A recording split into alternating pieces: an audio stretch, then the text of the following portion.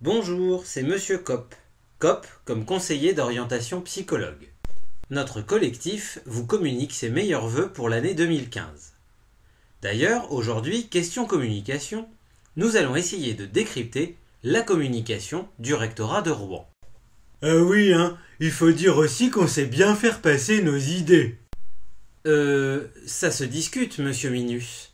Au départ, vous avez quand même essayé de justifier les fermetures de CIO comme ça. Une part importante du travail des COP est consacrée au public scolaire. Leur place est donc dans les établissements et non pas dans les CIO. C'est pourquoi la carte actuelle des CIO sera réduite de 17 à 7 implantations. Ah bon, monsieur Recta. Donc, on pourrait également vous entendre dire ceci, par exemple. Une part importante du travail des pompiers est consacrée aux interventions extérieures. La carte actuelle des casernes sera donc réduite de 60% de ces implantations. Ridicule, non ? Eh bien, il est tout aussi ridicule de penser que supprimer 60% des CIO permettrait une meilleure qualité d'intervention des COP dans les établissements scolaires. Non, en fait, au départ, vous avez juste trouvé un argumentaire foireux pour faire des économies sur notre dos. Ça s'est vu alors. Oui, quand même. Bon, personne n'a été dupe, et vous avez fini par renoncer à cet argumentaire-là. Et il vous a fallu quelques mois pour ça. Et puis, vous avez trouvé ensuite un autre argumentaire tout aussi foireux. Comment ça ? Lequel ? À la rentrée 2014, le rectorat a quand même déclaré qu'il n'y aurait pas de nouvelles fermetures de CIO. Eh bien quoi ? Nous n'avons pas menti. Il n'y aura pas de nouvelles fermetures de CIO en 2015. Ah bon ?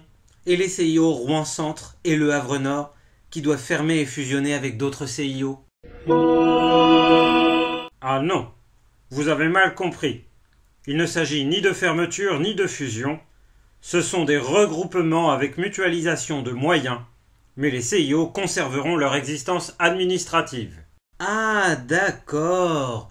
Ce ne sont pas des fusions ni des fermetures. Ce sont des regroupements avec mutualisation de moyens. Au secours ! On m'a volé mon sac ! Ah non, ceci n'est pas un vol. Il s'agit d'un emprunt sans garantie de retour. Au secours, on m'agresse.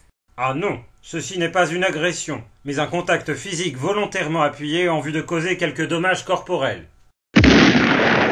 Au meurtre! Ah non, ceci n'est pas un meurtre, mais un exercice balistique visant la cessation d'existence d'autrui. Oui.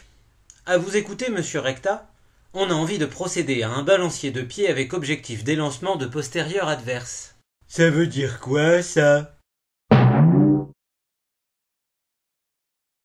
De toute façon, on ne peut pas dire que ce soit des fermetures pour Rouen-Centre et Le Havre-Nord, car seul l'État peut décider de fermer des CIO et non pas le rectorat. Tiens donc, voyez-vous ça? Mais dites-moi, pourtant, vous avez fermé les CIO de Barentin, Montivilliers et Bernay à la rentrée 2014. Et ça, c'était une décision de l'État alors? C'est curieux, on n'a toujours pas vu passer les arrêtés au journal officiel.